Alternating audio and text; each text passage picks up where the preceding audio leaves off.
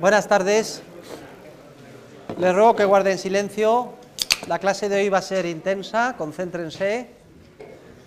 Abran, por favor, el libro Dinero, Crédito Bancario y Ciclos Económicos por la página 233. Hoy vamos a explicar la que quizás sea la lección más importante del curso, que es la teoría austríaca del ciclo. Concretamente vamos a terminar de explicar el tema 30 de la página 18 del programa. Si bien ustedes ya tienen que estar terminando de leer el libro. El jueves explicaré el capítulo 6 y la semana que viene terminaremos el libro y continuaremos con el resto del programa. ¿Hay alguna pregunta? ¿Alguien tiene alguna duda o quiere decir algo? Es el momento de levantar la mano y preguntar.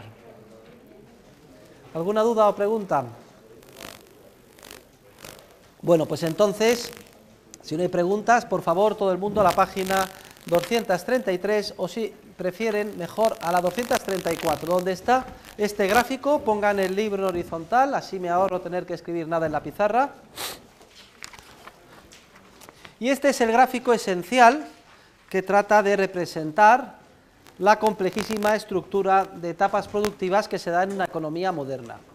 Hombre, es imposible recoger de manera gráfica esa estructura productiva de nuestras economías, precisamente por el enorme grado de complejidad que tienen. Sin embargo, tenemos que hacer un esfuerzo de simplificación. La ilustración gráfica, como vamos a ver juntos, nos ayuda a comprender muchas ideas esenciales de la teoría del ciclo y de la teoría del capital. Además, tiene rancio abolengo en la ciencia económica. Ya desde Jevons, pasando por von Baberg, se efectúan hasta llegar a Hayek representaciones de este estilo de la estructura productiva. Entonces, ahora voy a explicar en qué consiste este gráfico para que todos lo vayamos entendiendo. Lo vamos a explicar paso por paso. En primer lugar, lo primero que quiero que quede claro es que todas las cifras de ese gráfico aparecen en unidades monetarias, es decir, son valores descritos en unidades monetarias. Y de alguna forma el gráfico recoge la conceptualización desarrollada por Menger respecto del proceso productivo. Recuerde que Menger denominaba bienes económicos de primer orden a aquellos que satisfacen directamente las necesidades humanas, es decir, los que se encuentran ya en el fin que pretende lograr la acción, la última etapa que pretende alcanzar el actor, y denominaba bienes económicos de segundo, tercer, cuarto orden y sucesivos a aquellas fases intermedias, etapas intermedias, por las que había que pasar antes de llegar al fin, siendo el orden más elevado conforme más alejada se encontrara la etapa del tan esperado bien final de consumo. Bueno, pues aquí hemos supuesto, por simplificar, que el proceso productivo está constituido por 5 etapas de un año de duración cada una. La etapa 1, la etapa 2, la etapa 3 y así sucesivamente. Vean a la izquierda del gráfico que hay dos posibles interpretaciones de él.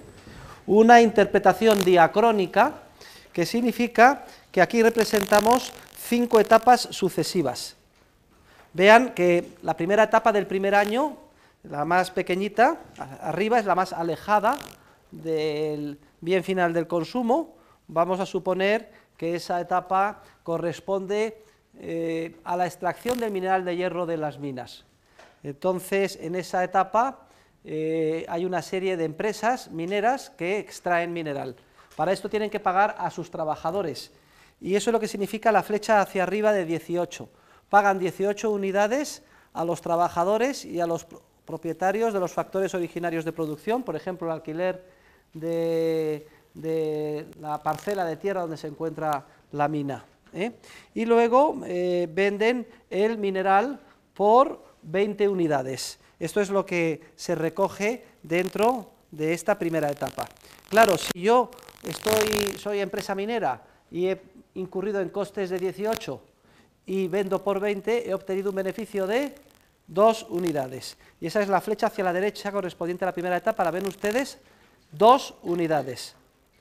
Si he invertido o he adelantado a los trabajadores al comienzo del año 18 unidades y a cambio de eso los trabajadores enajenan la propiedad del producto, el mineral de hierro extraído, y yo lo vendo transcurrido el año por 20, obtengo un beneficio de 2, que ya saben que ese beneficio contable era una de las manifestaciones del tipo de interés bruto de mercado, más menos los beneficios y pérdidas empresariales puras. Suponiendo que no existan, pues sería que he obtenido de una inversión de 18, un año después, he obtenido la recuperación de los 18 más 2 unidades más, que sería un interés de 2 dividido entre 18, aproximadamente el 11%, que es lo que explico a la derecha.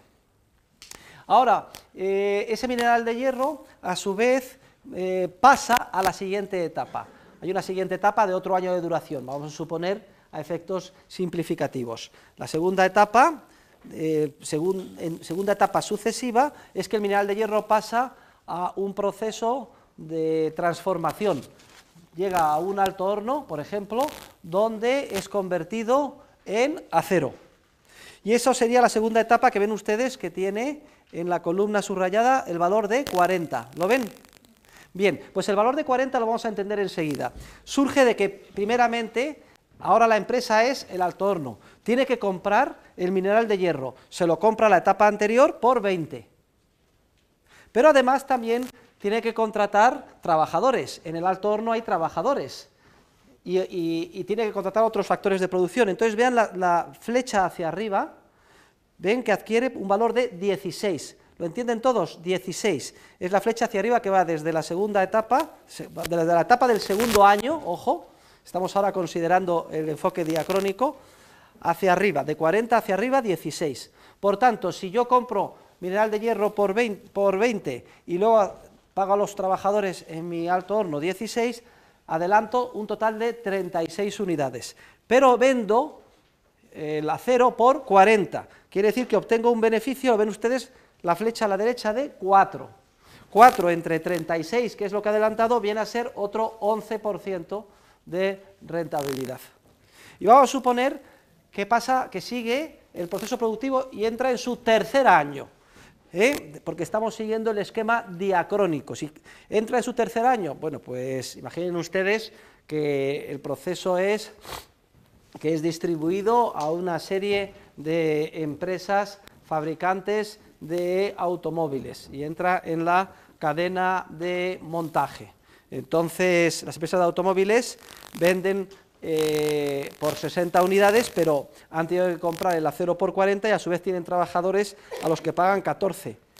40 más 14, 54, venden por 60, pues quedan 6 de beneficio, que viene a ser también aproximadamente el 11%.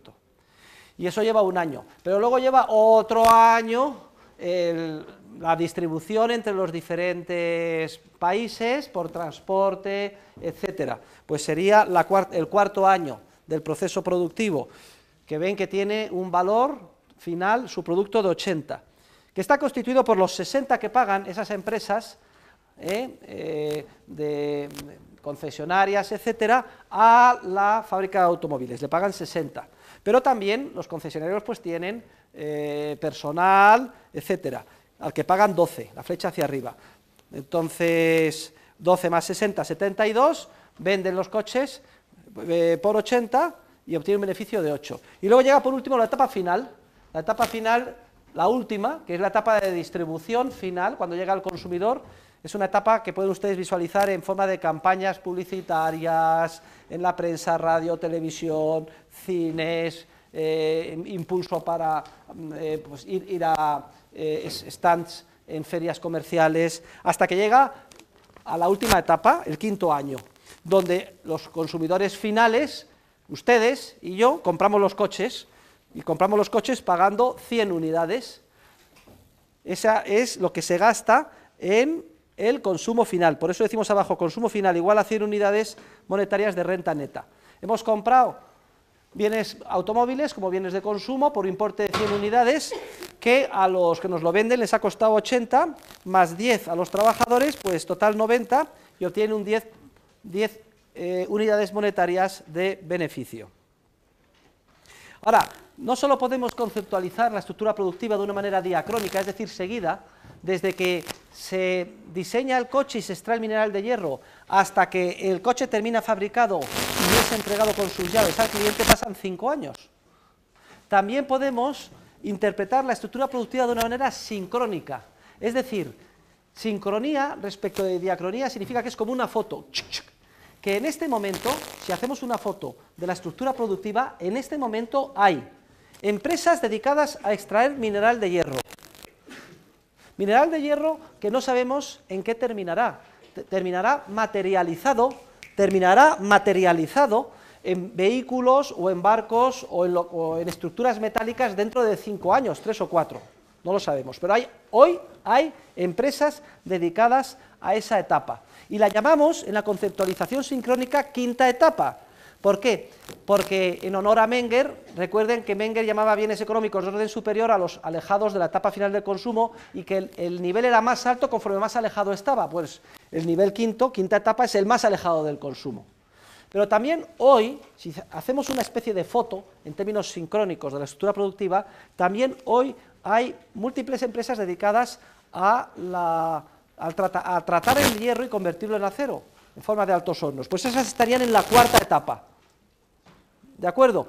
Y están produciendo acero que no sabemos en qué terminará materializado. Ya no dentro de 5 años, sino dentro de 4. Acero, pues por ejemplo, para una torre, grúa, o para un tanque, o para un vehículo industrial. Pero también hoy hay empresas dedicadas a la tercera etapa, a producir bienes económicos de tercer orden, de todo tipo, que madurará en un bien de consumo dentro de 2 años. Y también hoy hay múltiples empresas dedicadas a la segunda etapa, es decir, justo antes del consumo final. Por ejemplo, los proveedores del Corte Inglés, los que fabrican las telas, los zapatos, etcétera, que venden al Corte Inglés, están en la segunda etapa hoy. Están aportando al proceso productivo y solo madurarán como bienes de consumo dentro de 1 año.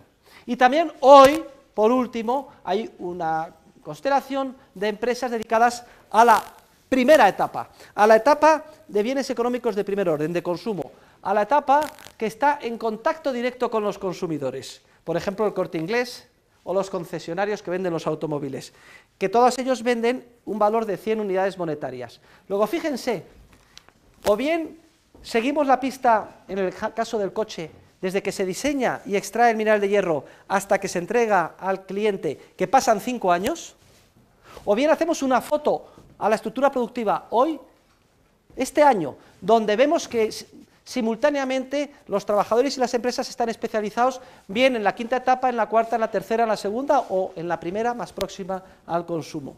Y ustedes el día de mañana, cuando terminen su carrera y se pongan a trabajar, entrarán en una empresa y lo más probable es que sea una de las empresas de las etapas no inmediatamente próximas en contacto con el consumo, porque si suman ustedes el valor de 20 más 40 más 60 más 80, se darán cuenta que es muy superior al valor de 100. Es decir, el esfuerzo humano de trabajadores, de empresas y las transacciones que hay entre las etapas anteriores al consumo superan con mucho a el número de trabajadores, empresas y lo que vende la etapa última del consumo.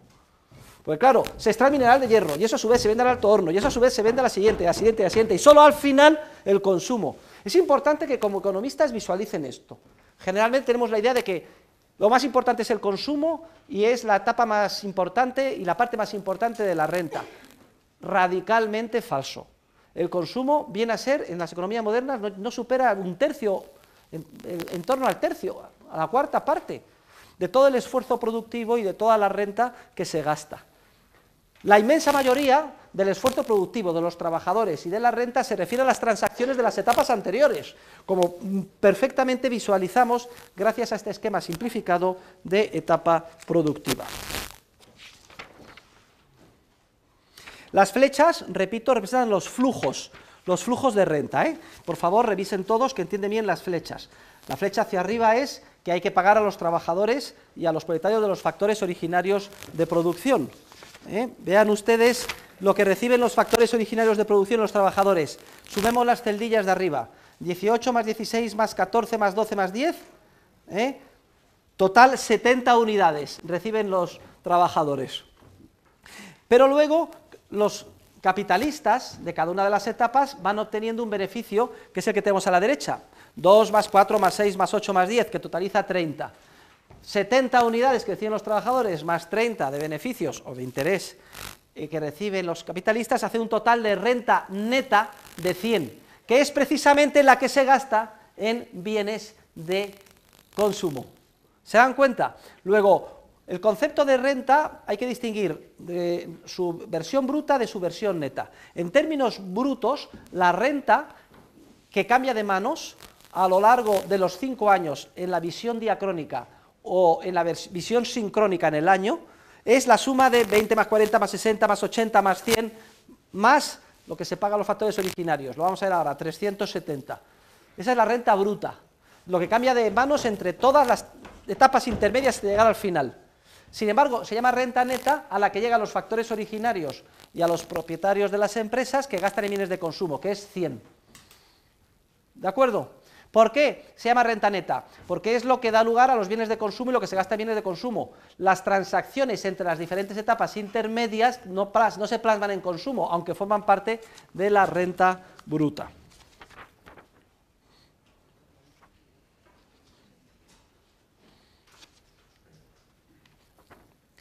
Muy bien, hay una serie de consideraciones en las páginas 238 y siguientes, que se la leen ustedes, hasta llegar a la página 243, que es donde explica la diferencia entre renta bruta y renta neta del ejercicio, y también entre ahorro e inversión bruta y neta.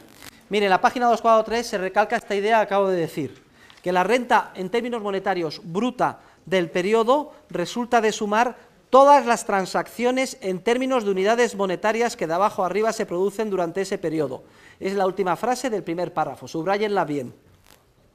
Y esa renta bruta, si suman ustedes, asciende en nuestro ejemplo a 370 unidades monetarias, de las cuales 100 son las que se gastan en bienes de consumo y 270 son las que se adelantan a los trabajadores y a los factores originarios, a los proveedores de la etapa interior, y luego se recuperan con un beneficio vendiéndolo a la etapa siguiente, durante ese mismo periodo. Es importante porque este esquema de estructura productiva, de forma triangular, nos hace entrar por los ojos una idea esencial, que muchos economistas no entendieron bien, ni siquiera Adam Smith, y es que la cantidad de dinero que se gasta en bienes de producción durante cualquier periodo de tiempo supera con mucho a la cantidad de dinero, señorita, por favor, que se gasta durante ese mismo periodo en bienes y servicios de consumo. A ver, esta idea quiero que quede bien clara. La he dicho antes, pero la vamos a repetir ahora. La cantidad de dinero que en este año, 2009, se gasta en adquirir factores de producción entre todas las etapas productivas, supera con mucho a la cantidad de dinero que nos gastamos en bienes de consumo. ¿Lo entienden todos bien? Si no lo entiende alguien, vuelva otra vez al esquema y lo verá. O sea, la cantidad de dinero que en el año 2009, en este ejercicio, se gasta las empresas gastan en comprar mineral de hierro, en comprar acero a los altos hornos, en adquirir a las fábricas que hacen robots para convertir la plancha y darle forma, en pagar a las empresas que hacen el montaje en serie de los coches, en pagar a los transportistas, en pagar a los que hacen las campañas publicitarias. Todo lo que se gasta en todas esas etapas intermedias supera con mucho en lo que a lo que se gasta en adquirir los coches que se venden en el año 2009. Y en nuestro ejemplo está clarísimo, lo que se gasta es 100 en comprar bienes de consumo, en cambio lo que se ha gastado en las etapas intermedias son, súmelo, 270. Cuidado que esta idea es esencial. Y pari passu, a la vez, de la mano, no solo es que la cantidad de dinero que se gasta en las etapas intermedias, en los factores productivos, supera con mucho a la cantidad de dinero que se gasta en bienes de consumo, es que el esfuerzo humano, empresarial, de trabajadores, está sobre todo concentrado en las etapas de los factores de producción alejadas del consumo. Son solo una fracción pequeña los que están dedicados al consumo, los que son los dependientes del Corte Inglés, etc. La inmensa mayoría Piensen ustedes en sus casas, en sus familias, en sus padres, en todos los que trabajan y tienen cerca. Sitúen, a ver, ¿para qué empresa trabajan? Y vean si es para el consumo directo o están en alguna etapa previa al consumo. Levanten la mano. ¿Quién puede visualizar que trabaja directamente para el consumo, como dependiente, por ejemplo? ¿Nadie? Por tanto, todos los demás, todos los que conocen, están en etapas intermedias, previas al consumo. ¿Sí o no? Levante la mano. Joder. ¿Usted no conoce a nadie que trabaje? ¿Todos en paro? ¿A qué se dedica su padre? Bueno, o su madre, o cualquier familiar que conozca. Lleva la facturación de una empresa. Lleva la facturación de una empresa. ¿Que se dedica a qué? Pues una empresa de seguridad. Una empresa de seguridad. Es una etapa previa, porque a su vez proporciona servicios a otras, a un banco o a lo que sea. ¿De acuerdo? Bien. ¿Y usted, señorita? Sí. ¿A quién conoce que trabaje cerca? ¿A nadie? ¿A sí misma? Bueno. ¿Y usted, Ismael? Su padre sí que le conozco, hombre. Su padre está en la etapa final del consumo. O sea, tenía que haber levantado la mano, no me sea vago. A su padre, ese señor, le conozco. Está en el sector sanitario satisfaciendo necesidades directas o inmediatas. Pero que cada uno visualice con su experiencia personal dónde se encuentra. Y esto nos da pie, para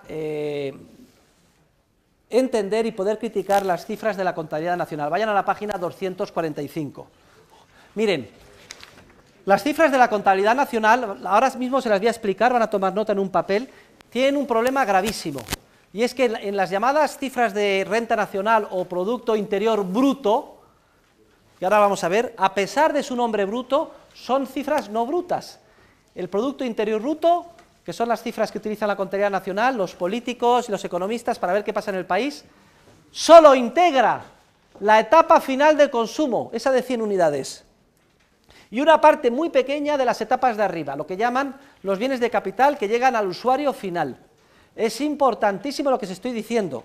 Lo que les estoy diciendo es que las cifras de la contabilidad nacional, como el concepto de renta nacional o Producto Interior Bruto, dejan fuera de su cómputo la parte más importante del esfuerzo productivo de la nación, que es el dedicado en las etapas previas del proceso productivo. ¿Y por qué es así? Esto es una excrecencia, es una forma elegante académica de decir, una cagada excrecencia de la teoría económica keynesiana, que se empeña en exagerar la importancia del consumo. Para que se haga una idea, en las cifras del PIB el consumo viene a ser el 70%, es decir, el sector más importante. Por eso el consumo es esencial. De ahí que los economistas keynesianos y en general los macroeconomistas consideren que cuando las cosas van mal lo que hay que hacer es fomentar el consumo. Gravísimo error. Por favor, no me distraigan, todo el mundo mirándome a mí, porque ya sabemos que la inmensa mayoría de todos nosotros, del esfuerzo productivo, de las empresas, etcétera, no se encuentra en el consumo, sino que se encuentra en las etapas previas al consumo que no están computadas en las cifras de la contabilidad nacional. Otro argumento que dan para actuar de esta manera es que dicen que tratan con esta forma de evitar la doble contabilización, es decir, evitar que si en una etapa se ha producido un bien de capital que luego se incorpora en última instancia en el bien de consumo, si se sumaran la renta de todas las etapas se estarían añadiendo de manera sucesiva, de forma duplicada, valores que no corresponden. Es decir, utilizan un argumento de valor añadido, dicen solamente hay que tener en cuenta el valor añadido en el PIB porque si no se estarían duplicando o exagerando el importe de la renta. Pero este argumento tampoco nos vale, se lo voy a demostrar enseguida, porque fíjense, el carburador, para que lo visualicen, que se produce en la tercera etapa, señores, no me distraigan, el carburador que se produce en la tercera etapa, suponiendo que la empresa de carburadores está en la tercera etapa, este año es un carburador, si está en la tercera etapa en nuestro ejemplo, que solo se incorporará en un camión Pegaso que se venderá dentro de 2 años, suponiendo que el número de etapas son 5 etapas anuales y que el carburador está en la tercera etapa, esta empresa que produce carburadores los carburadores que se producen este año solo se terminarán incorporando en un bien de consumo dentro de 2 años. Bien, y el camión Pegaso que se vende este año lleva sin duda alguna un carburador, pero no es el mismo que el que se ha producido este año. El camión Pegaso este año, claro que en el valor del camión Pegaso está todo, las ruedas y el carburador y todo, pero no es el mismo que el carburador que se produce este año, que terminará en un camión Pegaso de dentro de 2. ¿Se dan cuenta? Luego, no vale el argumento de valor añadido. Las cifras de la Contabilidad Nacional son engañosas. De un plumazo eliminan la mayor parte del esfuerzo humano empresarial de trabajadores del país.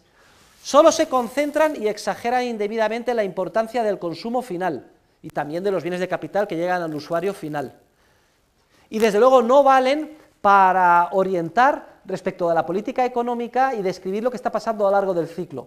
Ahora, cuando hablemos de la teoría del ciclo, veremos que cuando se producen las expansiones y las contracciones, sobre todo afectan a las etapas más alejadas del consumo. El consumo, la etapa final, es relativamente rígida. Veremos que aunque se produzca una caída del PIB del 1, del 2 o del 3%, en realidad en las etapas más alejadas del consumo la contracción en facturación es del 20 o del 30%, y eso no se refleja en el PIB. Venga, saquen un papelito, pónganlo en el margen, después de haber hecho esta crítica, que es demoledora, contra las cifras de la Contabilidad Nacional. Por culturilla general nos interesa conocer cuáles son las más importantes. Miren, vamos a empezar con el siguiente concepto. Producto Nacional Bruto, PNB, a precios de mercado. Producto Nacional Bruto, PNB, a precios de mercado. Es la suma, pongan el sumatorio, de los bienes y servicios finales producidos en el país. Bienes y servicios finales producidos en el país. A esto, a los bienes y servicios finales producidos en el país, se llama PIB, Producto Interior Bruto. Y hay que añadirle, para llegar al Producto Nacional Bruto, lo que producen los nacionales españoles en el extranjero y quitar lo que producen los extranjeros en España. Luego, la primera cifra, muy clara, es Producto Nacional Bruto. Es igual a la suma, al agregado de los bienes y servicios finales producidos en el país, lo que se llama PIB, Producto Interior Bruto, más lo que producen los españoles fuera, menos lo que producen los extranjeros en España.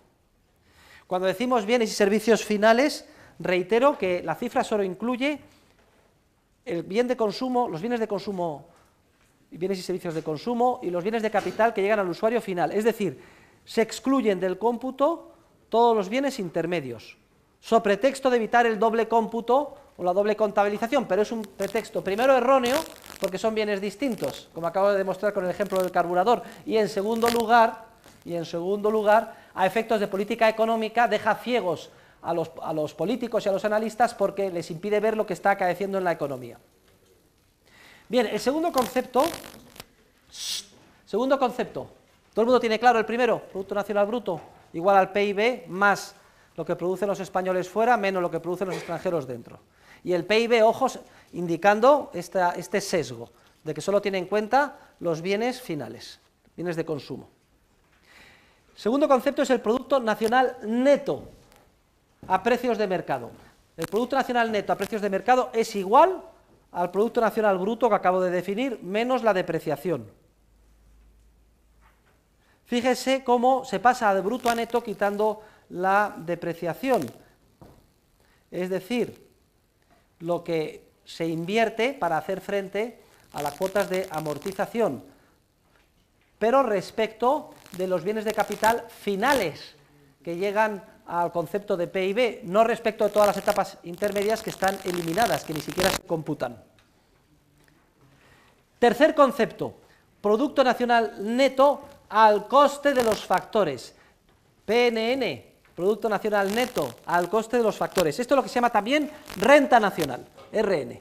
Luego, si alguien le pregunta el día de mañana, ¿qué es la renta nacional? Ustedes contestan y quedan fenomenal. Es el Producto Nacional Neto al coste de los factores. Como un papagayo, sin que no sepan lo que es, ni nada. Pues el Producto Nacional Neto al coste de los factores, o renta nacional, es igual al Producto Nacional Neto a precios de mercado, que acabamos de definir antes, menos lo que se paga en impuestos indirectos, más lo que se recibe en subvenciones. Y si ustedes me preguntan por qué, yo les digo que es por una convención de contabilidad nacional desde la Segunda Guerra Mundial, que es cuando se llegó a este acuerdo. Luego, por tanto, Producto Nacional, repito, tomen nota, neto, al coste de los factores, o renta nacional, es igual al Producto Nacional Neto a precios de mercado, menos los impuestos indirectos, tipo IVA, etcétera, más las subvenciones. Y nos quedan dos conceptos que son los de renta personal, RP, y los de renta disponible. La renta personal es igual a la renta nacional, que acabo de describir, deduciendo tres conceptos y añadiendo dos. Los que se deducen son los siguientes tres. En primer lugar, los beneficios no distribuidos por las empresas. Aquella parte de los beneficios que las empresas guardan en reservas y no distribuyen. También se deduce el impuesto de sociedades que pagan las empresas. Y también se deducen las cotizaciones sociales. Tomen nota, se lo voy a preguntar en el examen. También se deducen las cotizaciones que se pagan a la Seguridad Social las empresas. Y luego se añaden dos conceptos, empresas y trabajadores. Se añaden las transferencias que se perciben de la Seguridad Social y se añaden los intereses que paga el Estado a los tenedores de la deuda pública. Luego, repito, la renta personal es igual a la renta nacional menos los beneficios no distribuidos, menos el impuesto sobre sociedades, menos las cotizaciones sociales a la Seguridad Social, más las transferencias que se reciben de la Seguridad Social, pensionistas, etcétera, más los intereses que perciben los tenedores de deuda pública. Y por último llegamos al último concepto, que es el de la renta disponible. La renta disponible es muy sencillo, es la renta personal menos los impuestos directos que pagamos, impuestos sobre la renta, etcétera. Pues bien, eso es el esquema de las magnitudes más típicas de la contabilidad nacional, que, repito, todas ellas están viciadas porque se basan en una estrecha concepción contable muy peligrosa, pues eliminan de su cómputo, por favor, el enorme volumen de esfuerzo empresarial que cada año se dedica a la producción de bienes intermedios y que con gran diferencia constituye la parte más importante de la actividad económica y que, sin embargo, y por desgracia, no se considera que merezca la pena incluir en las cifras de renta nacional, Producto Interior Bruto, etcétera. Muy bien, pues hecha esta explicación, ahora vamos a dar un paso adelante. Vamos a ver qué efectos tiene un incremento del ahorro por parte de la sociedad, del ahorro genuino, sobre la estructura productiva. Vamos, como consecuencia de esta explicación, a entender por qué es falsa la famosa paradoja del ahorro o la frugalidad. Vamos a hacer una revisión muy rápida y fugaz del proceso contrario. ¿Qué efectos tiene el hecho de que disminuya el ahorro y aumente el consumo en una sociedad? Vamos a ver cómo un aumento del ahorro enriquece a todos y un aumento del consumo empobrece. En contra de lo que dicen los keynesianos y macroeconomistas, consumir más es ahora suicida y siempre va en contra o en detrimento de nuestro nivel de vida futuro. Y una vez que tengamos esto claro, que lo vamos a explicar en 15 minutos, vamos a pasar a analizar qué sucede cuando la estructura productiva se distorsiona, no como consecuencia de un aumento del ahorro genuino, sino como consecuencia de un proceso artificial de expansión crediticia inducido en el sistema por un sistema de banca que actúa orquestado por el Banco Central con reserva fraccionaria. Bueno, pues pasen a la página 253.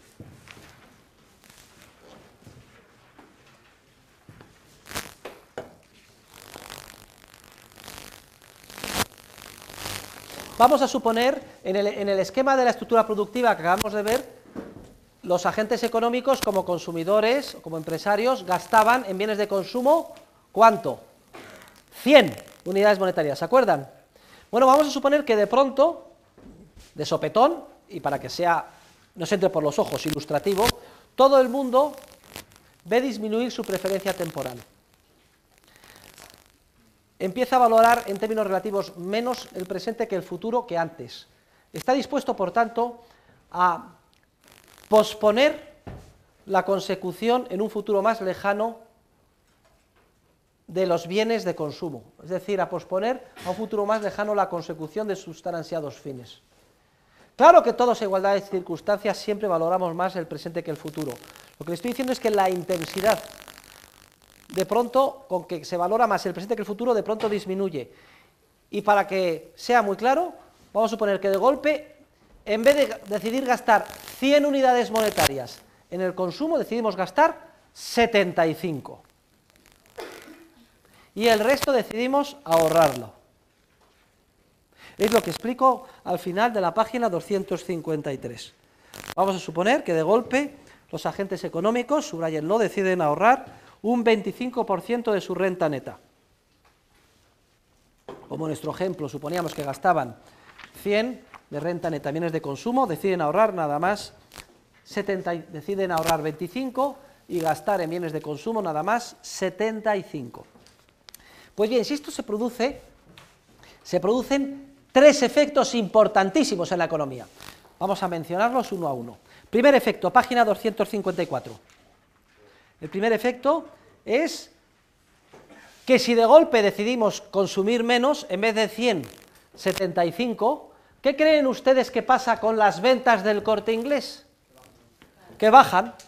¿Y qué creen que pasan con los beneficios contables de las empresas que están más próximas al consumo? ¿Estarán muy bollantes o empezarán a entrar en barrena y a tener dificultades? Empezarán a reducirse. Luego el aumento del ahorro, como supone menos consumo, da lugar a que de entrada caigan los beneficios en términos relativos de las empresas más próximas al consumo. Mientras que los beneficios de las empresas más alejadas del consumo, como están produciendo para bienes para dentro de 5, 4, 3, 2 años, se dan cuenta, siguen igual. Entonces, aquí hay una disparidad de beneficios.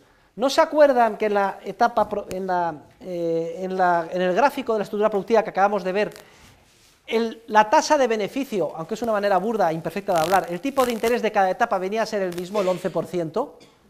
Esto es resultado del ánimo de lucro de los empresarios. Si ven que en una etapa hay mucho beneficio y en otra etapa pérdida, ¿qué es lo que hacen? Abandonan las etapas menos beneficiosas y se van a las beneficiosas. Y entonces, ¿esto qué efecto tiene? Al venderse más en la etapa que tenía muchos beneficios, los precios bajan y los beneficios se reducen, y al abandonar y vender menos los que tenían pocos beneficios, los beneficios tienden a subir. Es decir, el propio ímpetu empresarial de búsqueda de beneficios pone en funcionamiento un proceso de especulativo y de arbitraje que tiende a igualar los beneficios entre las diferentes etapas. Pero si de golpe y sopetón se ahorra más, este proceso empieza a ponerse en funcionamiento. Los beneficios de las empresas de consumo se resienten y los beneficios de las empresas más alejadas del consumo en términos relativos son mayores. Luego, el primer efecto es el efecto esencial, que es el que tienen los beneficios en una economía de mercado, orientando a los empresarios qué es lo que deben de hacer. Y lo que les dice a los empresarios es: señores, tenéis que redirigir vuestros esfuerzos desde el consumo inmediato, ventas, Corte Inglés, etcétera, hasta hacia donde se obtienen más beneficios relativos, la minería, los altos hornos, etcétera.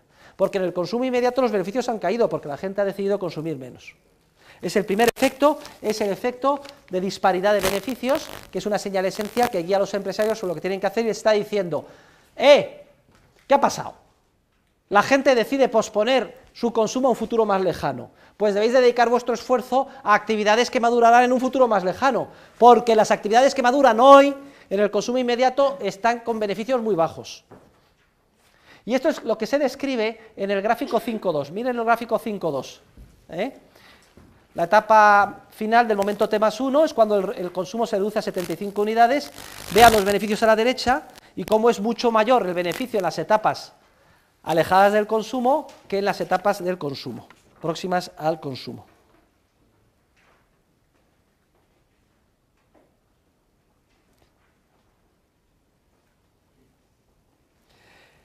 Recuerden que el consumo y las empresas dedicadas a la etapa última del consumo es solo una fracción pequeña, 1/3 o así, del total del esfuerzo productivo. entra ahora en un declinar porque tiene menos beneficios, y entonces, si tiene menos beneficios y vende menos el Corte Inglés, ¿ustedes creen que va a contratar más trabajadores? ¿Ustedes creen que va a contratar y hacer más instalaciones, etcétera? No, al revés, tendrá que apretarse el cinturón. Las empresas próximas al consumo tendrán que apretarse el cinturón y para seguir siendo rentables tendrán que liberar mano de obra, dejar de contratar o despedir trabajadores. Porque tienen menos ventas, tienen que replegarse, contraerse. Y liberan factores de producción, trabajadores y mano de obra. ¿A dónde van esos trabajadores y esa mano de obra? Precisamente son colocados, demandados por las etapas más alejadas del consumo, que son las que tienen beneficios en términos relativos más altos, y a donde redirigen sus esfuerzos inversores los empresarios. De hecho, todo el proceso de desarrollo económico, si algo caracteriza, es porque cada vez un porcentaje menor de trabajadores se dedica al consumo y un porcentaje mayor se dedica a las etapas más alejadas del consumo. En la India, donde no tienen equipo capital y recogen a mano con un arado romano, están todos muy próximos al consumo y son muy pobres. En Estados Unidos, en Suiza, en España, hay un porcentaje mucho mayor de gente dedicado a las etapas más alejadas del consumo. Luego, el primer efecto ya lo hemos visto. Vamos a ver ahora el segundo efecto. Página 259.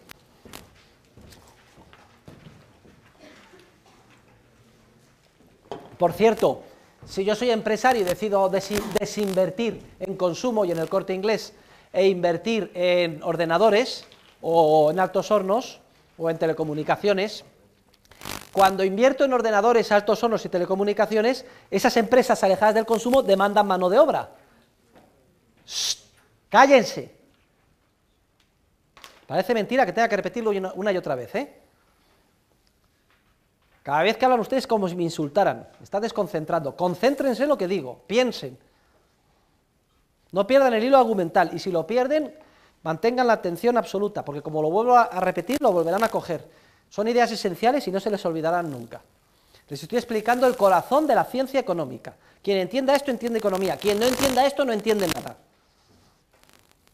Si yo redirijo como empresario mis esfuerzos de inversión hacia las etapas más alejadas del consumo, a telecomunicaciones, ordenadores, altos hornos, esas empresas van a demandar más mano de obra. Mi pregunta es, más mano de obra y factores de producción para ampliar sus instalaciones. Porque están produciendo no para el hoy inmediato en el que baja el consumo, están produciendo para el consumo de dentro de 5 años. ¿De acuerdo? 4 o 3 o los que sean. Mi pregunta es, ¿se verán obligados a pagar salarios más altos, alquileres más altos, para atraer factores de producción? Esto es importante. La respuesta es que no, porque aunque demanden más, y eso es una fuerza para que los salarios suban, no es menos cierto que las empresas próximas al consumo liberan factores de producción, cuya oferta aumenta. Luego lo que hay es una reestructuración paulatina, poco a poco, sutil, pero consolidada y sostenible, donde el consumo cada vez pesa menos en términos relativos y cada vez son más en términos relativos los que trabajamos en las etapas alejadas del consumo. Y ese es el proceso sostenible, de consolidado, de desarrollo económico más sano que caracteriza el crecimiento económico de las economías más desarrolladas. Pero hay un segundo efecto del ahorro. Vayan a la página 259.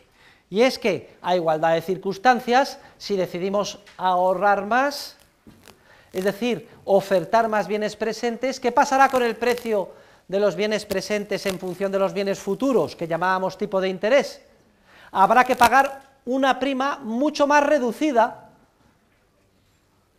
porque como se ofrecen tantos bienes presentes, porque ha disminuido la tasa de preferencia temporal, estamos dispuestos a renunciar al consumo por un incremento más reducido el día de mañana, por recibir un añadido incremental en forma de interés el día de mañana más bajo.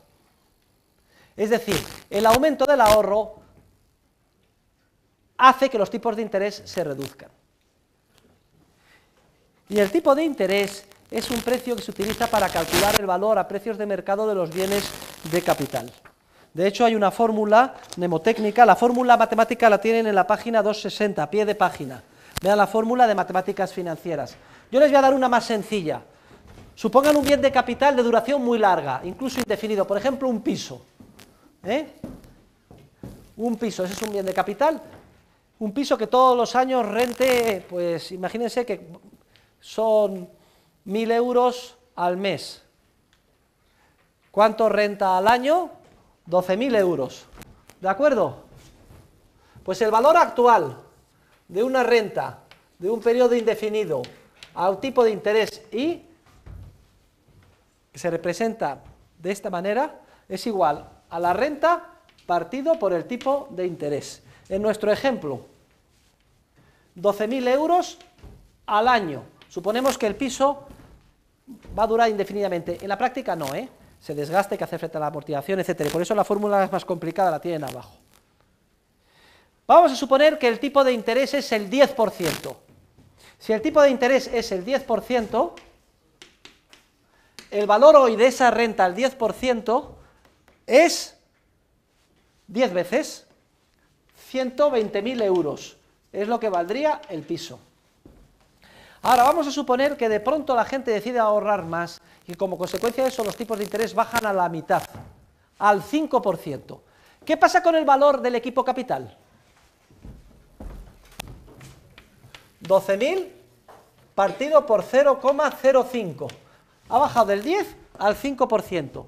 Resulta que 1 partido por 0,05 es 20 veces 240.000 euros. Fíjese, el mismo bien de capital, la misma finca, parcela, piso, y salvando las distancias máquina, ordenador, conforme bajan los tipos de interés porque hay más ahorro, el valor de los bienes de capital se multiplica. De hecho, una reducción a la mitad del tipo de interés duplica el valor de mercado del piso. Luego, el segundo efecto está muy claro. El primero ya es obvio. Si se ahorra más, entran en barrena, se resienten los beneficios de las empresas próximas al consumo, son más altos las alejadas, y por eso los empresarios que lo que quieren es ganar, se van hacia las etapas más alejadas. Segundo lugar, el aumento del ahorro hace que los tipos de interés bajen y por tanto el valor de mercado de los bienes de capital más alejados del consumo se multiplica. Y esa es otra señal que indica a los empresarios, que aquí donde tenéis que dedicar vuestro esfuerzo es a hacer pisos, a producir ordenadores, bienes de capital, porque ahora su valor es mucho más alto porque el tipo ha caído. Y lo mismo que pasa con el precio de los bienes de capital, pasa con el precio de los títulos representativos de los bienes de capital en las bolsas de valores. Porque ¿qué es una acción? Es un título valor que representa una propiedad alícuota, una parte pequeña, uno entre 10 millones de la propiedad de una empresa. Si esa empresa está situada en una etapa alejada del consumo y los tipos de interés han bajado, el valor de la acción crece como la espuma. Ese es el tercer efecto. Y luego hay, ese es el segundo efecto. Y luego hay un tercer efecto esencial que se produce siempre que aumenta el ahorro, que es el llamado efecto Ricardo. La razón por la que se llama efecto Ricardo, así lo bautizó Hayek, la tienen explicada en el libro, no nos vamos a extender en ella. Pero ese es el efecto que tiene el incremento del ahorro sobre los salarios reales. Queridos alumnos, ¿qué pasa si de pronto decidimos ahorrar más y por tanto consumir menos? ¿Qué pasa con el precio de los bienes de consumo? ¿Tienden a crecer o a bajar? A bajar, se quedan sin vender la cuarta parte de los bienes de consumo. Entonces el precio de los bienes de consumo cae porque demandamos menos consumo, porque hemos decidido ahorrar más. Y si nuestros salarios son los mismos y los bienes de consumo tienen un precio cada vez más reducido, es decir, si cobramos en términos nominales los mismos euros al mes y cada vez nos cuesta menos el pan, la comida, la alimentación, el vestido, la ocio, etcétera, algo parecido a lo que está sucediendo ahora. ¿Qué pasa con los salarios reales? Si ganamos lo mismo y lo que compramos cada vez cuesta menos, que los salarios reales crecen, es decir, el aumento del ahorro hace que los salarios reales crezcan. Y si los salarios reales crecen, es una señal esencial que les está diciendo a los empresarios en todas las etapas que tienen que, como está más encarecido, cuesta más contratar a un trabajador, la señal es que tienen que sustituir en el margen trabajadores por equipo capital. Ahora, en términos relativos, el trabajo es más caro porque se ahorra más, y en términos reales es más caro porque los precios de los bienes de consumo caen. Por tanto, tengo que sustituir marginalmente un trabajador por equipo capital. Es decir, ¿iba a contratar 3 trabajadores? Pues no los contrato, y lo que hago es comprar un ordenador y contratar uno solo. O despido a 4 y compro un tractor, porque con un trabajador que tengo y el tractor hago lo que hacía antes con los 4, y así sucesivamente. Entonces, visualicen ustedes, muchos trabajadores en el margen son despedidos, pero ¿quién produce el nuevo tractor, el nuevo ordenador o el equipo de capital concreto que adquieren las empresas para sustituir a los trabajadores? Precisamente los trabajadores despedidos. Son los 3 efectos que hemos visto antes. Los 3 efectos que hemos visto antes. La disparidad de beneficios, deja de contratar o despide el Corte Inglés, pero demandan más trabajadores los altos hornos. ¿Quiénes? Los que estaban próximos al consumo. Pasan de un sector a otro, paulatinamente y poco a poco. Segundo efecto, el aumento del ahorro hace que el tipo de interés baje, es decir, el precio de los bienes de capital suba. Es una señal esencial. Tenemos que dedicarnos a producir pisos, instalaciones, fábricas, ordenadores, y demandamos mano de obra, que precisamente la sueltan las empresas, sobre todo las próximas al consumo, entre otras cosas porque la mano de obra ahora es más cara. En términos reales los salarios suben al bajar el precio de los bienes y servicios de consumo como consecuencia del ahorro. 3 efectos microeconómicos en la misma dirección que indican a los empresarios lo que tienen que hacer, y como resultado del cual cada vez la estructura productiva se hace más vertical. Vamos a la página 265, vamos a verlo en términos visualizados. La conclusión: surge una nueva estructura productiva más capital intensiva. Vayan a la página ahora 266, que todo el mundo lo vea en el libro en horizontal. Venga, página 266.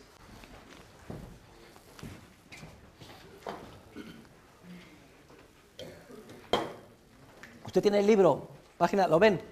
Miren esta estructura productiva que tenemos en el libro en la página 266. Venga, por favor, ábrela, venga, póngalo.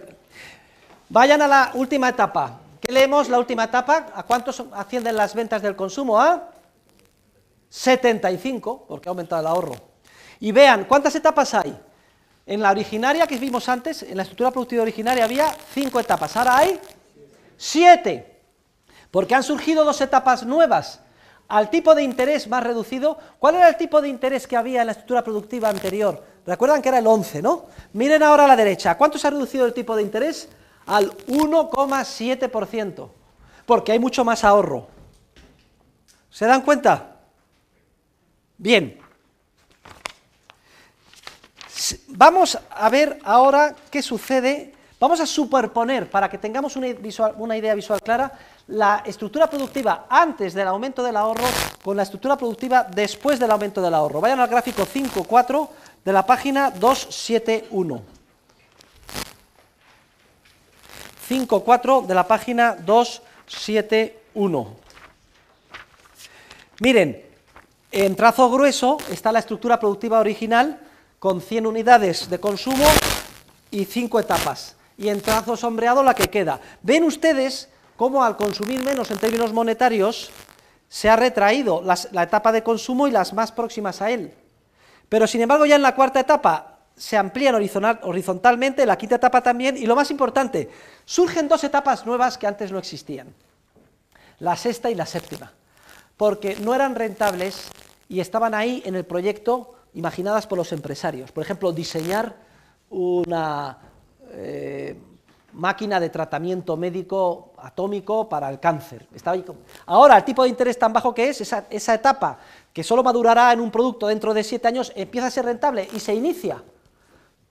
Son 2 etapas más alejadas del consumo que antes no existían. Consecuencia, se ha achatado y se ha hecho más vertical la estructura productiva. El porcentaje que representa la renta neta que se consume es inferior. Antes eran 100 sobre 370, ahora es 75 sobre 370. La renta de cambio de manos es la misma, pero la que se dedica al consumo es mucho más reducida. Es 4,5 veces, casi 5 veces más lo que cambia de manos entre las etapas intermedias, después del ahorro, que lo que se dedica al consumo. En la India, y en un país muy pobre, de toda la renta que cambia de manos, la mayor parte es del consumo. En Suiza, en Estados Unidos, la mayor parte de la renta de cambio de manos es de las etapas alejadas del consumo. Y por eso es mucho más rico, porque aunque se gaste hoy menos en consumo, porque ha aumentado el ahorro, con ese ahorro se han financiado proyectos de inversión más capital intensivos, más complejos, que duran un número de etapas mayor, que cuando maduren van a dar lugar a un incremento muy grande en los bienes de consumo y en la calidad de los mismos producidos. Van a llegar al mercado mucho más bienes de consumo de más calidad de aquí a 2, 3, 4, 5 años, con una demanda además monetaria que se ha reducido a 75, el precio de los bienes, ¿qué va a pasar con el precio unitario de los bienes de consumo? Si de aquí a 3, 4 años van a llegar muchos más y de más calidad, y la demanda se ha reducido a 75, si hay mucha más oferta y menos demanda, el precio unitario de bienes de consumo tenderá a bajar, todos más o menos con la misma renta, unos precios cada vez más reducidos, nuestra riqueza y desarrollo económico cada vez mayor. Coches, lavadoras, televisores, ordenadores, ocio, etcétera. Comparen con la España de hace 40 años, o con la India, o con Haití, que recogen a mano, y por eso son tan pobres, porque carecen de bienes de capital, porque no han ahorrado. El secreto del desarrollo económico no es el consumo, sino el ahorro. Y tienen un resumen de esa superposición de las etapas en la página 271. Vamos a leerlas juntas. Vamos a leer juntos este resumen. Miren, constatamos primero una profundización en la estructura de bienes de capital. Se ha alargado verticalmente y han surgido dos etapas nuevas, en nuestro ejemplo la sexta y la séptima, que antes no existían. Segundo, se han ensanchado, en términos horizontales, dos etapas, como la cuarta y la quinta. Y en tercer lugar hay un estrechamiento relativo de las más próximas al consumo y una disminución de la cuarta.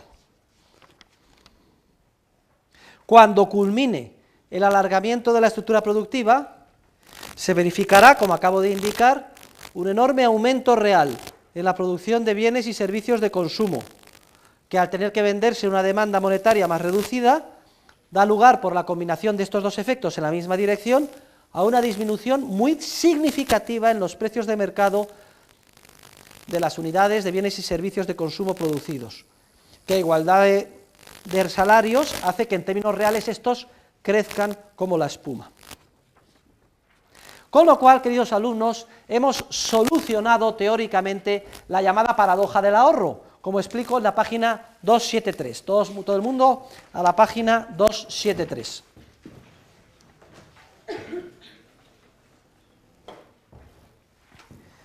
Los economistas keynesianos, los macroeconomistas, los que solo se fijan en el consumo, dicen que no hay nada peor en la economía que ahorrar. Porque dicen que si se ahorra disminuye el consumo, y como para ellos el consumo es la parte más importante del PIB, porque de un plumazo eliminan todas las etapas intermedias, piensan que lo que pasa en el consumo se traslada automáticamente a toda la economía. Carecen de la dimensión temporal del proceso productivo. Si cae el consumo y no vende el Corte Inglés, piensan que se arruina toda la economía. Gravísimo error. Si cae el consumo porque aumenta el ahorro, se perjudicará el Corte Inglés, pero acabamos de demostrar los tres efectos por los cuales todas las etapas alejadas del consumo salen en términos relativos beneficiadas. Y es en esas etapas donde estamos la mayor parte de nosotros trabajando. Luego es falsa la paradoja del ahorro o la frugalidad, que dice, aquí hay una paradoja, a nivel particular ahorrar es bueno, pero a nivel social no hay nada peor que el ahorro, lo que tenemos que hacer es consumir. Gravísimo error.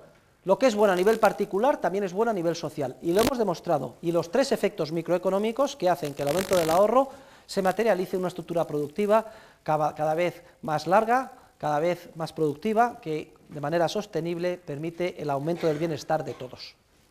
Pero es que además lo vamos a demostrar de una forma contundente.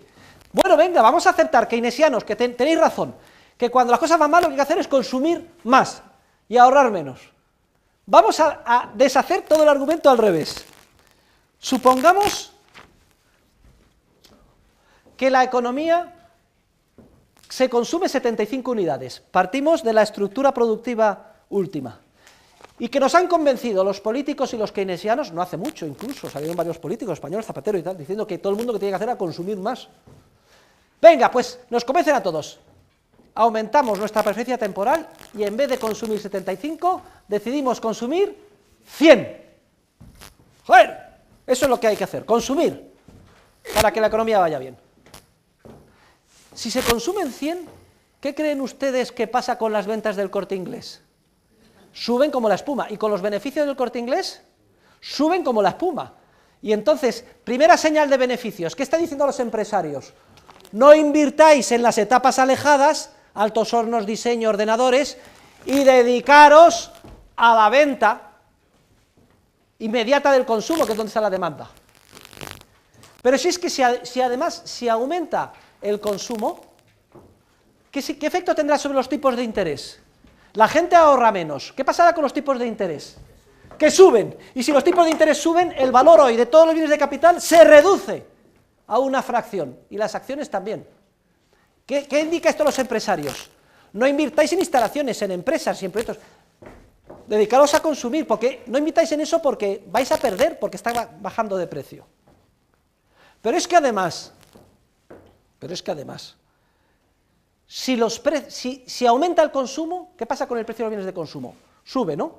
A igualdad de salarios, ¿qué pasa con los salarios reales? Si cada vez lo que compramos nos cuesta más, que bajan los salarios reales. Y si bajan los salarios reales, ¿qué señales esto lleva a los empresarios? Debéis de sustituir equipo capital por trabajadores, igual que antes, pero al revés. No demandes el nuevo horno, el nuevo ordenador, el nuevo tractor, sino que procura hacer lo que hacías antes con más gente. Se resiente la demanda de lo que producen las etapas alejadas del consumo y aumenta la demanda de trabajo. Consecuencia, una etapa productiva, una estructura productiva con menos etapas, más achatada. Y una estructura productiva con menos etapas es una estructura productiva más pobre,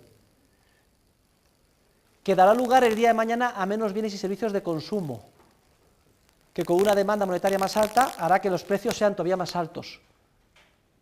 Consecuencia, será el Robinson Crusoe de la barra, pasará a ser el Robinson Crusoe que cosechaba las moras a mano. En términos a lo mejor monetarios ganamos mucho, pero seremos muchísimo más pobres. Como los alemanes en la hiperinflación, que eran todos millonarios. Vamos, que cobraban, el salario más bajo, el salario mínimo, eran miles de millones de marcos. Vean ustedes los billetes, unos llenos de ceros, pero todos en una cola para comprar una barra de pan que costaba 10 millones de marcos y cuando terminaba la cola se había multiplicado por 3, 100 millones de marcos. Es una ilustración exagerada del proceso. El crecimiento del consumo empobrece, revierte todo el proceso que hemos visto de ahorro al revés y hace que la estructura productiva sea más próxima al consumo, con menos etapas de bienes de capital y produzca menos bienes y servicios y empobrezca a todos los ciudadanos. Es el caso de la economía en regresión, página 275, y que explica cómo se produce un empobrecimiento generalizado de la sociedad. Muy bien, pues ya hemos analizado en términos de teoría económica qué efectos tiene un aumento del ahorro. Y ahora vamos a dar el siguiente paso.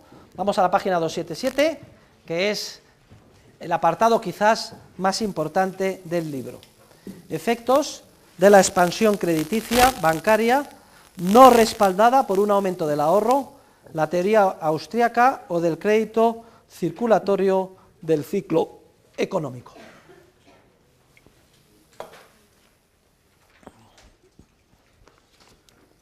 Recuerden que en el capítulo 4 vimos, no quiero ningún murmullo, todo el mundo concentrado, cómo el sistema bancario con reserva fraccionaria era capaz de crear unidades, sustitutos monetarios, oferta monetaria en forma de depósitos que se inyectaban en el sistema económico como créditos o préstamos, sin que nadie previamente se hubiera visto obligado a ahorrar nada. Cuando se inicia un proceso de expansión crediticia por la banca, por tanto, se inyectan en el sistema económico préstamos y para que los empresarios los acepten, los bancos inician un proceso en el que reducen los tipos de interés temporalmente, cortejan a los empresarios, les invitan a que piquen y les pidan préstamos. Todos hemos sido testigos de ese proceso en los años anteriores, nos perseguían los bancos para darnos créditos, Y de esta manera se inyecta en el sistema económico dinero. Recuerden que la masa monetaria solo estaba plasmada en efectivo en torno a la décima parte. Las otras 9 décimas partes eran simplemente asientos contables en los bancos, a través de ese proceso de préstamo a depósito. Pues bien, cuando se inicia esa expansión crediticia, los efectos que se producen en un primer momento son muy semejantes a los efectos que producía el aumento del ahorro, que daba lugar a poner a disposición de los empresarios capacidad para ampliar sus estructuras productivas. En un primer momento, repito, la expansión crediticia artificial sin respaldo de ahorro genera un flujo de nuevos créditos que da lugar a unos efectos muy parecidos a los que acabamos de ver en el caso del ahorro. Es decir, con esa nueva capacidad de adquirir factores de producción a tipos de interés más reducidos y con condiciones de préstamos más laxas o fáciles, los empresarios se lanzan a invertir porque piensan que a esos tipos de interés más reducidos van a ser rentables proyectos que tenían en cartera y que hasta entonces no emprendían, por temor a que no fueran beneficiosos. Los empresarios, además, no saben cuando les dan un préstamo si tiene su origen en un aumento del ahorro genuino o si tiene su origen en una simple expansión crediticia artificial resultado del sistema bancario. En todo caso, esa reducción artificial de los intereses que induce la banca para que acepten los empresarios pedirles préstamos en el proceso de expansión crediticia da lugar a, al disminuir el interés, un aumento, aunque sea temporal, en el valor hoy de los bienes de capital, y a que los empresarios piensen que deben acometer nuevos proyectos de inversión como si el ahorro de la sociedad hubiera aumentado, cuando de hecho tal cosa no ha sucedido, porque el proceso ahora tiene su origen en una simple expansión crediticia. Lo que se está produciendo cuando hay una expansión crediticia es claramente un gravísimo proceso de desajuste o descoordinación empresarial. Por un lado, los empresarios se lanzan a invertir masivamente en proyectos que van a madurar en un futuro más lejano porque les están dando créditos fáciles a tipos de interés reducidos. Pero por otro lado, los agentes económicos, las familias, las economías domésticas, no han decidido ahorrar más, siguen consumiendo a la misma tasa que antes. ¿Cómo es posible que los empresarios se lancen a invertir sin que aumente el ahorro? ¿Cómo es posible que los empresarios se lancen a invertir sin que aumente el ahorro? Porque temporalmente se les está financiando con nueva creación monetaria a través de un proceso de expansión crediticia. Y ese desajuste, esa descoordinación generalizada entre los que invierten empresarios y los que ahorran, que no quieren ahorrar y siguen consumiendo al mismo ritmo que antes, puede durar meses, incluso alargarse a lo mejor durante 2, 3, 4 años. Durante un periodo de tiempo, además, parece como si la estructura productiva pudiera alargarse y hacerse más capital intensiva sin necesidad de ahorrar. Vayan al gráfico 5.5 de la página 283. 5.5 de la página 283. Miren este gráfico, cómo en él el consumo sigue siendo 100 unidades monetarias. Nadie ha decidido ahorrar nada. Y sin embargo han aparecido unas etapas nuevas, la sexta y la séptima. ¿Cómo es posible que aparezca la sexta y la séptima? ¿Qué pasa con el tipo de interés? Miren a la derecha, ¿cuánto es el tipo de interés? 4,1. Los bancos han reducido el tipo de interés del 11 al 4,1, precisamente para poder colocar los préstamos de nueva creación. Pasen 2 páginas más y vayan al gráfico superpuesto, de barras y de sombreado. ¿Cómo es posible que aparezcan 2 etapas nuevas y el ensanchamiento de las etapas tercera, cuarta, quinta, justo hasta antes del consumo? Pues bien, toda esa parte sombreada, el agregado monetario de toda esa parte sombreada corresponde a la nueva creación de depósitos por parte de la banca. No ha habido ningún ahorro, los agentes económicos no han decidido ahorrar más, no quieren posponer su consumo. Sin embargo, han emprendido nuevos proyectos de inversión y han ensanchado los más intensivos en capital, los más alejados del consumo, simplemente con dinero de nueva creación en forma de depósitos a través de ese simple asiento contable. ¿Va a ser sostenible tal cosa? Queridos alumnos, no escapará a la intuición de ustedes de que tal situación es insostenible. En términos reales seguimos consumiendo y no queremos ahorrar, pero los empresarios se lanzan con un optimismo tremendo a invertir, porque les dan préstamos fáciles a bajos tipos de interés. Es que no se puede sacar de donde no hay. Tarde o temprano el mercado, que es muy eficiente en términos dinámicos, de forma espontánea produce una serie de efectos. 6 efectos microeconómicos que darán al traste con todo el proceso y que vamos a estudiar a partir de ahora. Página 289. ¿Cuáles son los 6 efectos microeconómicos que de forma espontánea e ineludible se ponen en proceso en el mercado y dan al traste con esta euforia o etapa de expansión artificial del crédito iniciada con la banca por la banca con reserva fraccionaria? Primer efecto: subida en el precio de los factores de producción. Ustedes se acordarán que en el ahorro, en el caso del ahorro, he hecho antes una salvedad. He dicho que cuando aumentaba el ahorro, los beneficios de las empresas más alejadas del consumo eran relativamente más altos y que interesaba invertir ahí, y que esas empresas demandaban mano de obra. He preguntado, ¿subirá el precio de la mano de obra? Y la respuesta era que no, porque quedaba liberada de las etapas del consumo. Como ahora no queda liberado de las etapas del consumo, porque la gente sigue consumiendo al mismo ritmo que antes, solo es posible atraer factores de producción hacia las etapas más alejadas del consumo si se paga más por los factores de producción, por la mano de obra y los recursos de la naturaleza.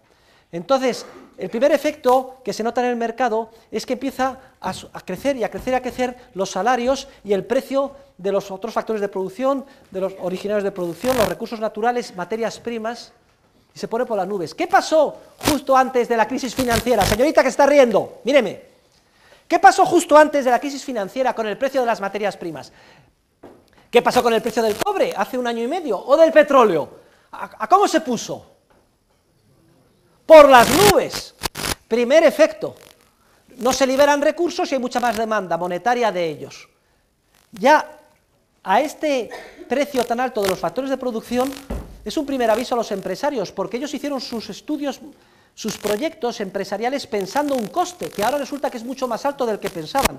Sin embargo, está en la euforia y la borrachera de la burbuja, que este primer toque de atención no es suficiente para paralizar los procesos iniciados.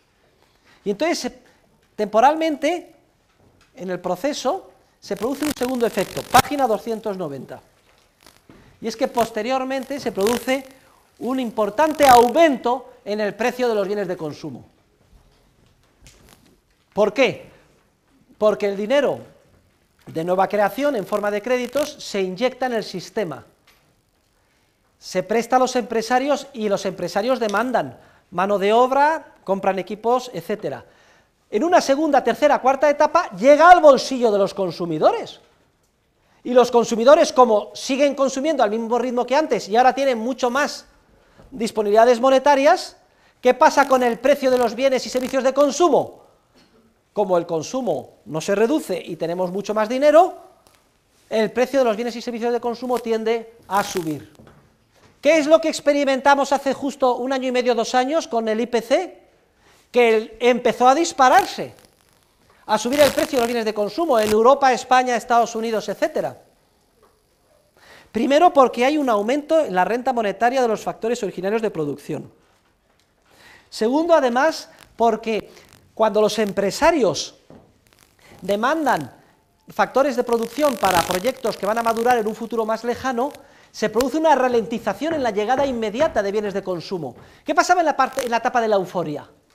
No había posibilidad de conseguir ni siquiera una mesa en un restaurante. Había que reservar, había tortas para entrar en una discoteca, para todos los bienes de consumo. Se había ralentizado la llegada de ellos porque muchos factores se habían llevado a etapas más alejadas y además había mucha demanda monetaria. Era la época de la euforia, los precios desbocados, etcétera. Meses para conseguir una mesa en un restaurante. Bien. Además, silencio, la subida de los precios de los bienes de consumo produce un efecto de aparente bonanza empresarial. Parece que cualquier cosa puede venderse al precio que sea. Hay un crecimiento artificial de los beneficios. Y esto hace, joder, pues qué millonario soy, que mucha gente aumente todavía más el consumo. Pues me voy a un crucero en el Caribe o a Cancún, etcétera. Consumo a su vez de capital en la etapa de la euforia. Pero hay un tercer efecto, página 292. Cuando llega el dinero al bolsillo de los consumidores y estos siguen consumiendo al mismo ritmo que antes, el precio de los bienes y servicios de consumo sube como la espuma. ¿Qué pasa con los beneficios empresariales del Corte Inglés y de las etapas próximas al consumo? Que suben como la espuma. ¿Y eso qué señales está indicando los empresarios? Que donde se gana el dinero es próximo al consumo, no en las etapas alejadas de él, donde precisamente hace pocos meses te has empeñado con préstamos que te ha dado la banca bajo tipos de interés y has iniciado procesos de inversión. Me cachis en la mar, que me he metido en un préstamo de 4 millones o de 40 o de 400 millones de euros para este proyecto de inversión en casas y resulta que ahora donde se gana dinero es en el consumo, en el Corte Inglés y las casas no las quiere nadie. ¡Qué error!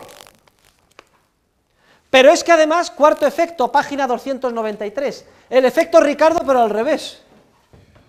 Como el precio de los bienes de consumo crece como la espuma porque nadie ha decidido ahorrar y todo el mundo tiene más dinero que ha recibido en tercera o cuarta etapa de los préstamos de nueva creación, como los precios de bienes y servicios de consumo crecen como la espuma, a igualdad de salarios, los salarios reales bajan, y si los salarios reales bajan, ¿qué hacen los empresarios? Dejan de demandar el tractor, el ordenador, el alto horno, que es justo a donde habían llevado los nuevos préstamos, para contratar más manos de obra. Necesitamos más shifts, en inglés, en español se dice turnos, forzar la máquina con más turnos, inmigrantes que vengan del norte de África, de Hispanoamérica, de donde sea, más mano de obra y no equipo capital. Y esto ya es casi el acabose para los empresarios que han emprendido los proyectos de inversión en las etapas más alejadas del consumo. Pero es que hay un quinto efecto que da la puntilla a todo, página 295, quinto efecto que da la puntilla a todo. Una vez que ya se ha inyectado el nuevo dinero en forma de préstamos, los tipos de interés vuelven a su ser anterior, es decir, vuelven a subir, incluso a un nivel más alto que antes, porque ya saben que el tipo de interés bruto de mercado tenía 3 componentes: la tasa natural de preferencia temporal, la prima de riesgo y la prima por inflación o deflación esperada. Si los precios tienden a subir, el tipo de interés añade más prima por inflación esperada, es decir, por pérdida del poder adquisitivo de la unidad monetaria.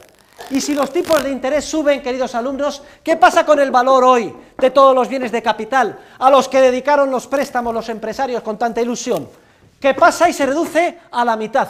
¿Qué pasa con el precio de todos los pisos que se han construido por error? Que ahora están cayendo. Una vez que se han colocado los nuevos préstamos, el tipo de interés que se redujo al 4% ahora vuelve al 11, al 12 o al 13%. Muchos empresarios desesperados no querrán asumir la realidad dura de que han cometido un error gravísimo y se empeñarán en terminar sus pisos y en culminar sus proyectos de inversión. Y habrá una especie como de lucha por conseguir préstamos de los bancos, lo que hará que todavía los tipos de interés sean más altos. Pero en última instancia, el sexto efecto, que es una combinación de todos los anteriores, finalmente, de manera ineludible, aparecerán tremendas pérdidas contables en las etapas relativamente más alejadas del consumo. Queridos alumnos, en ese momento es cuando viene primero la crisis financiera y luego la recesión económica. Por favor, estoy oyendo un murmullo, no quiero oír ninguno, ¿eh? Los préstamos los concedieron los bancos y el valor de los préstamos está en el activo de los bancos. Ahora el mercado descubre que esos proyectos de inversión en su inmensa mayoría se acometieron por error, porque no son viables, no producen beneficios.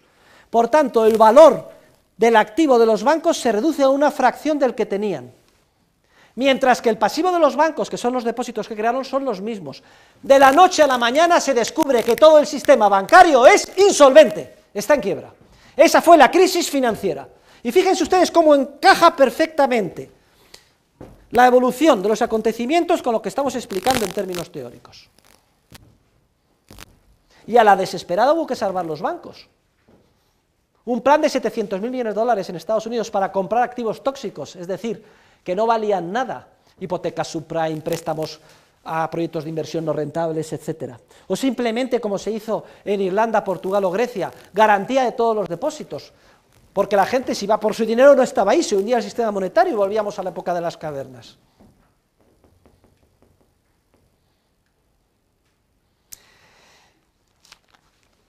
E inicio de la recesión económica.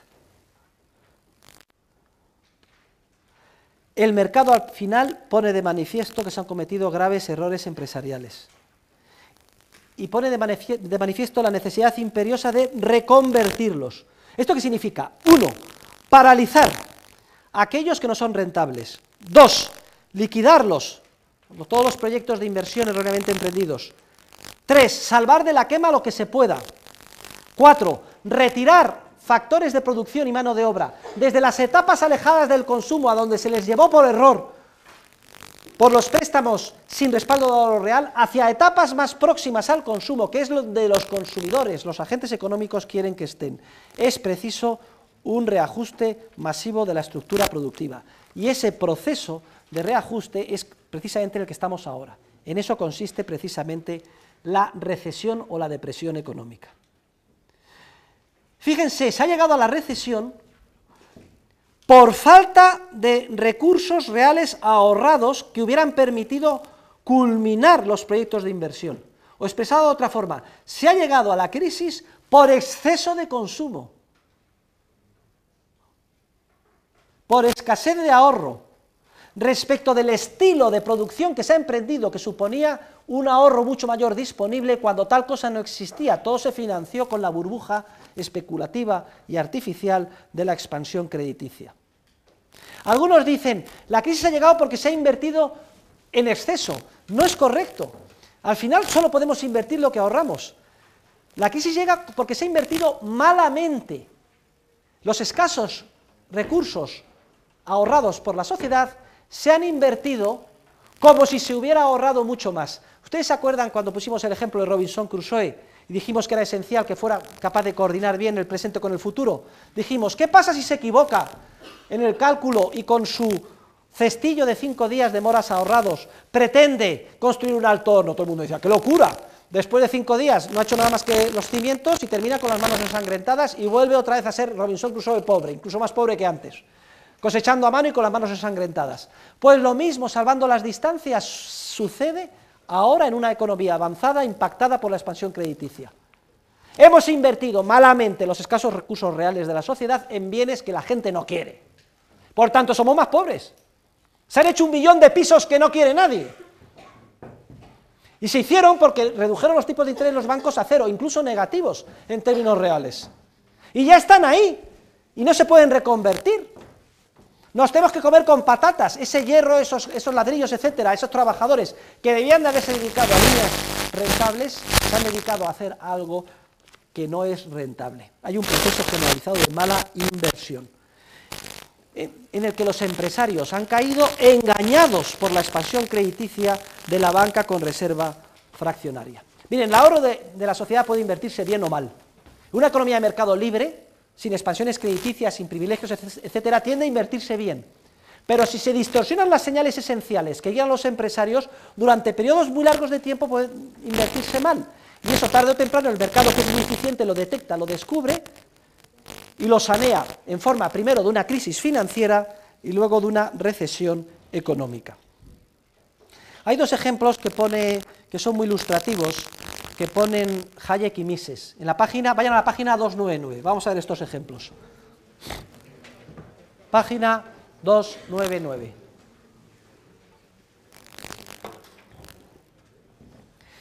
El primero es el ejemplo de Robinson Crusoe, que les acabo de indicar.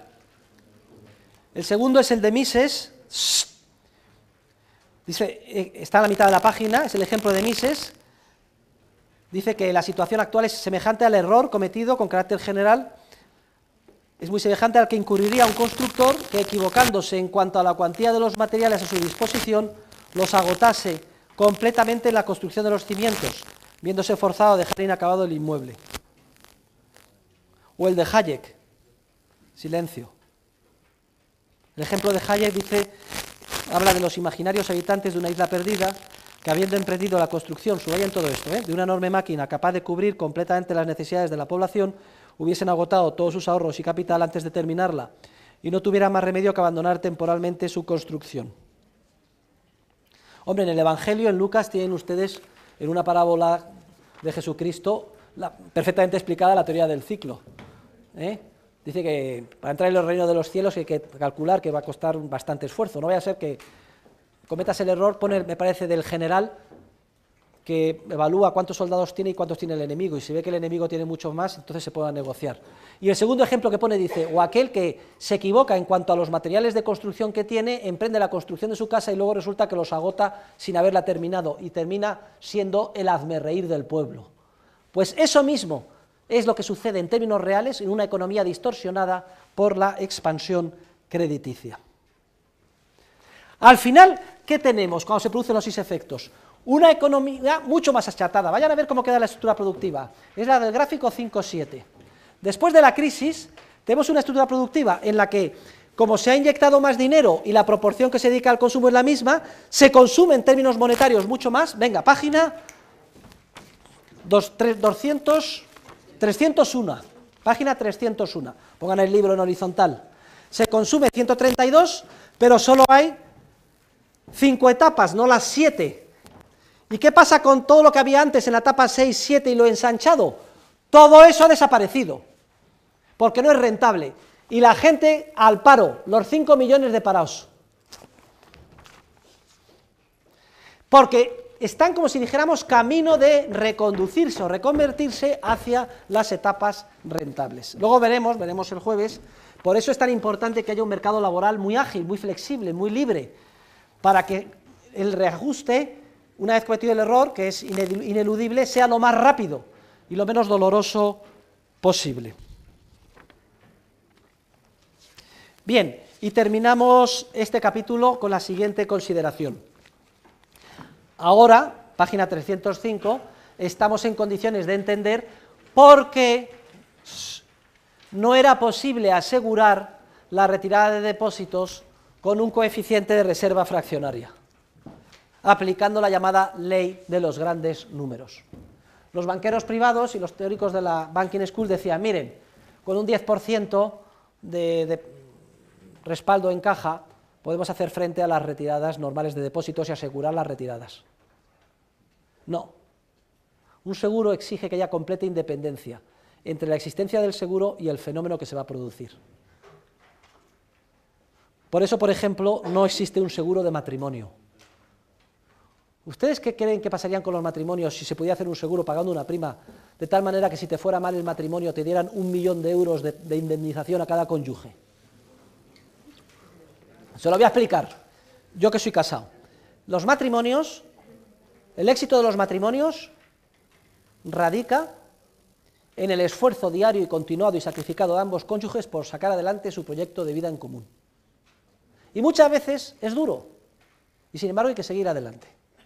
¿Ustedes qué creen si hubiera un seguro de 1 millón de euros o si me van mal las cosas? ¿Afectaría esto al comportamiento de los cónyuges? Claro, más de uno y más de una daría la patada al otro antes. Consecuencia, el seguro produciría muchos más siniestros o separaciones matrimoniales. ¿Por qué creen ustedes que es imposible que exista un seguro de ruina a un empresario? Alguien podría decir, joder, qué idiota las compañías de seguros. Hacen seguros de incendios, seguros de vida, ¿por qué no se les ha ocurrido el seguro de ruina? Ahora sobre todo. Miren, que una empresa comercial, y ustedes lo sufrirán el día de mañana, tenga éxito, el dinero se gana... Silencio, por favor. ¿Usted de qué se ríe? Estoy hablando de cosas serias. Sea ya mayor, maduro de una puñetera vez, coño, estamos en la universidad. Una empresa sale adelante como consecuencia del esfuerzo denodado de sus propietarios, de sus almas, de sus empresarios, ganando el euro día a día, regateando, negociando con los proveedores, cortejando a los clientes. Es un esfuerzo muy grande, en el que hay que saber decir no muchas veces. Te vendrán a pedir aumentos de salario, gente que lo necesita para su familia, y tienes que responder no.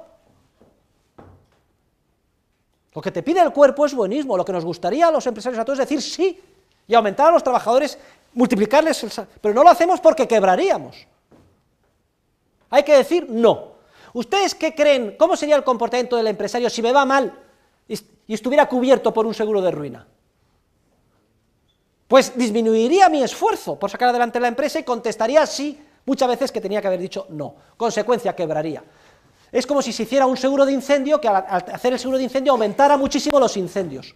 Pues lo mismo pasa, no es asegurable los procesos empresariales de la acción humana, porque el propio supuesto seguro condiciona tu manera de actuar. Y en el ámbito en el que nos movemos de la reserva, de la banca con reserva fraccionaria, no se puede asegurar la retirada de depósitos, manteniendo, de acuerdo con una supuesta experiencia, la ley de los grandes números, un coeficiente de reserva fraccionario del 10% del que sea. Porque acabamos de demostrar que la reserva fraccionaria da lugar a la expansión de la masa monetaria en forma de préstamos, cuyo colateral son depósitos de nueva creación, préstamos que se colocan en el mercado a bajos tipos de interés, que inducen a errores masivos a los empresarios, que tarde o temprano, a través de los 6 efectos microvistos, el mercado los descubre, generando una crisis financiera en los bancos, que la gente descubre y va masivamente a retirar su dinero. El propio supuesto seguro, la reserva fraccionaria, induce la corrida bancaria o la crisis financiera de los bancos. Luego hemos demostrado en términos de teoría económica que no se puede asegurar la retirada de depósitos si no existe un coeficiente de caja del 100%. Y con esto, queridos alumnos, hemos terminado el capítulo más importante del libro. El pasado mañana veremos el capítulo 6 y la semana que viene terminamos. Pónganse al día en las lecturas y empiecen enseguida ya con ya veremos los otros libros, que es la otra parte del programa que vamos a dar en marzo y en abril. Muchas gracias y hasta el jueves.